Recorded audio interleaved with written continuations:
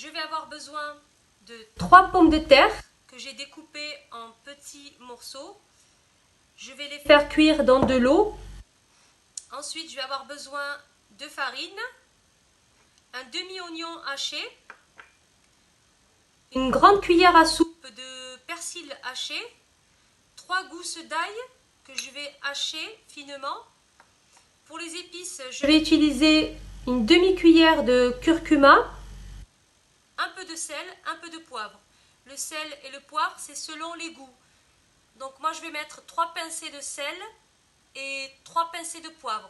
Après, vous mettez vraiment en fonction des goûts de chacun. Ensuite, je vais avoir besoin d'un œuf.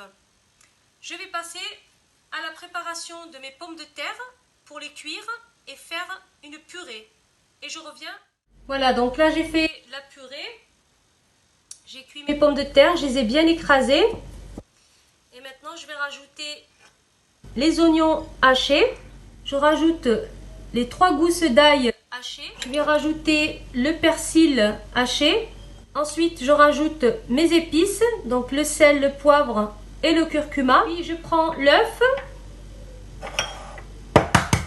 Donc là, je mets que le blanc.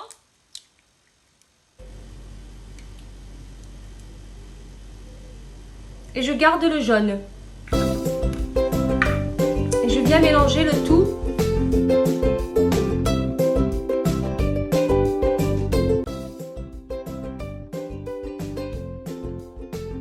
Voilà, donc ensuite je prends donc la farine, je vais la mettre ici dans une assiette et je prends une cuillère, à peu près une cuillère à soupe de pommes de terre. Je vais faire une boule.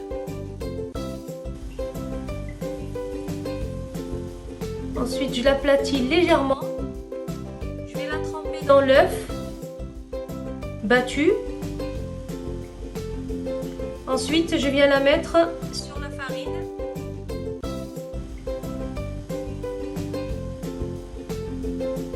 Comme ceci.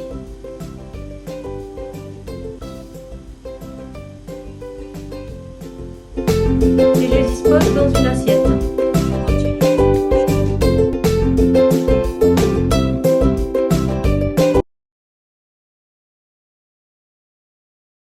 Maintenant, je vais passer à la cuisson. Donc, j'ai préparé une assiette avec du papier absorbant pour retirer mes galettes, une poêle avec de l'huile bien chaude et je vais commencer à disposer les galettes dans la poêle. Voilà, et je surveille la cuisson. Donc, je viens retourner de temps en temps pour voir.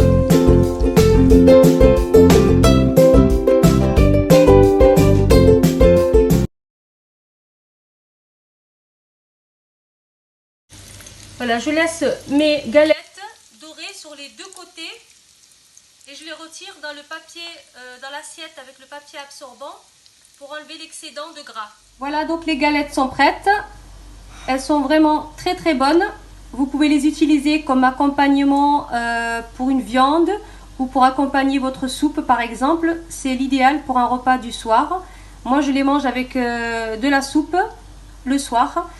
J'espère que cette recette va vous aider à les réaliser à la maison et je vous dis à très bientôt pour une nouvelle recette. N'hésitez pas à vous abonner, activez la petite cloche pour recevoir les notifications de mes nouvelles recettes. Laissez-moi un petit commentaire, un petit j'aime et je vous dis à bientôt.